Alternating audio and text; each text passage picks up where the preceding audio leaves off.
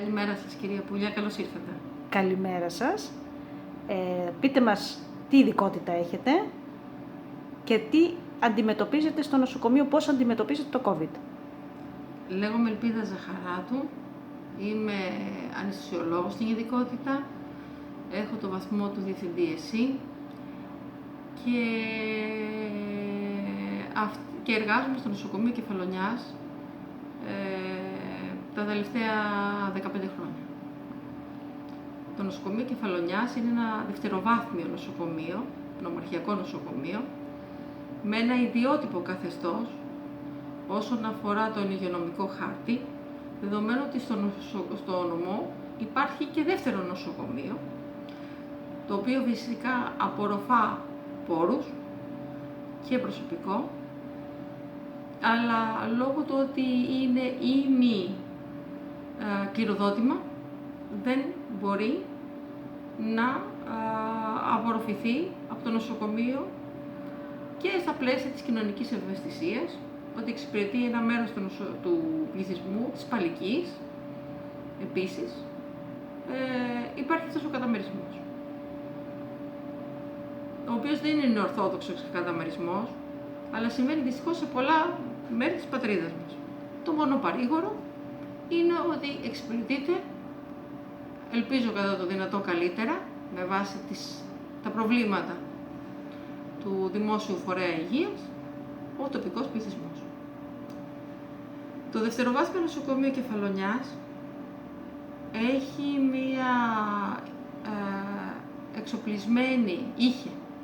μία εξοπλισμένη μονάδα με 4 κλινών από το κληροδότημα Βεργοτή, το οποίο δεν μπορούσε όμως να υποστηριχθεί επιστημονικά και δεν μπορούσε να υποστηριχθεί και εργασιακά. Εννοώ ότι οι μονάδες εντατικής θεραπείας πρέπει να είναι, σύμφωνα με τον νόμο, εξοπλισμένες όχι μόνο με την υλικοτεχνική υποδομή που χρειάζεται, αλλά να εξυπηρετούνται από γιατρούς οι οποίοι να έχουν την εξειδίκευση του εντατικολόγου και φυσικά νοσηλευτικό προσωπικό.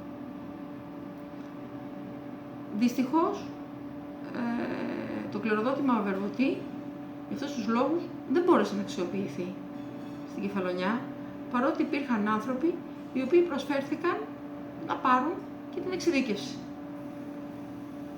Ντόπιοι άνθρωποι, όπως εγώ. Για διάφορους λόγους δεν μπόρεσε να αξιοποιηθεί και δυστυχώς στα πλαίσια, δεν μπορώ να είμαι χαρούμενη, αλλά δεν μπορώ να κάνω και κάτι, στα πλαίσια των αναγκών που προέκυψαν, τα μηχανήματα αυτά έφυγαν. Προέκυψε λοιπόν από τη μια μεριά η μεγάλη ανάγκη και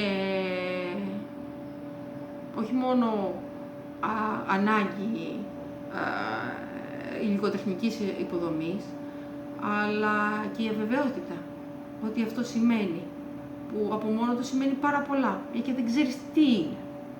Έχουμε όλοι δυστυχώς παρακολουθήσει τις συνεντεύξεις και τις δηλώσεις των ειδικότερων πάνω στο θέμα, της Επιτροπής Λοιμόξεων και πολλών άλλων, ότι σε διεθνές επίπεδο τα δεδομένα δεν υπάρχουν.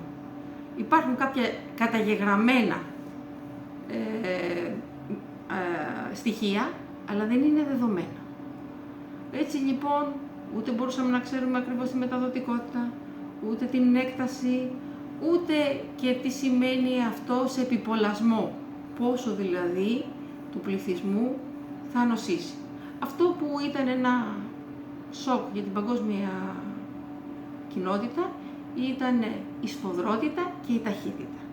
Δεδομένου ότι έχουν περάσει πάρα πολλές επιδημίες, αλλά η σφοδρότητα και η ταχύτητα με την οποία εξαπλώθηκε ήταν αυτά που προκάλεσαν το παγκόσμιο σοκ.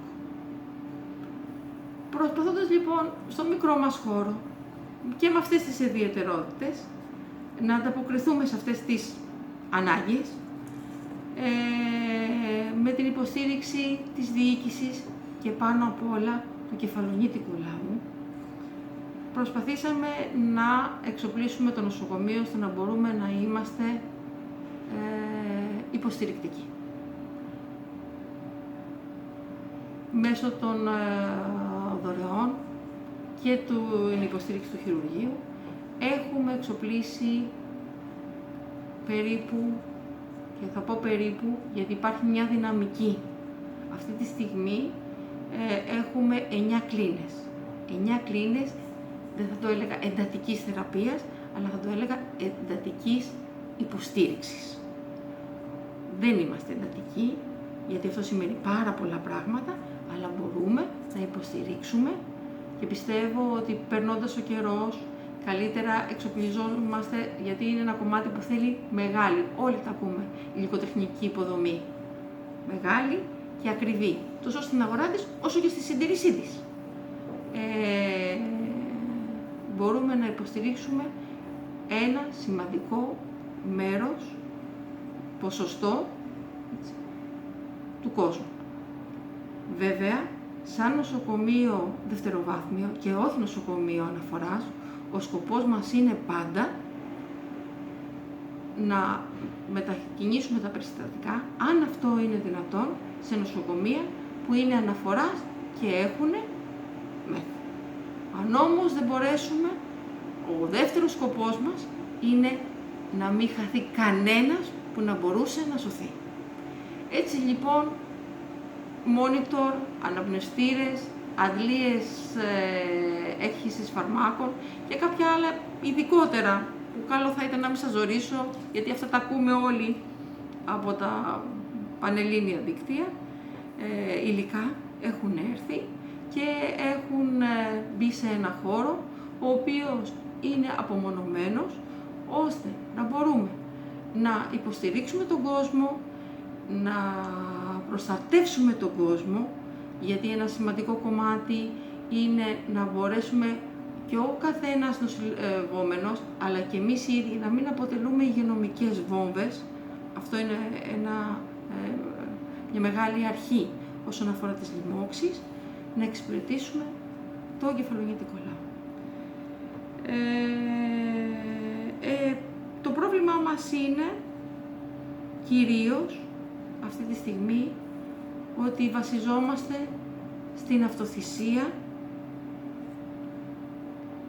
ενώ και την οικονομική υποστήριξη και την νοσηλευτική και την ιατρική των συμβαλωμένων. Ίσως είναι πάρα πολύ άτοπο να μιλάμε για με τέτοιες μεγαλόστοφες έννοιες, αλλά είναι μια πραγματικότητα, διότι ο νοσηλευτής ή και ο γιατρός που μένει 8 ώρες με όλο αυτόν τον εξοπλισμό και υπεροριακές του αμοιβές, για να είμαστε και ξεκάθαροι,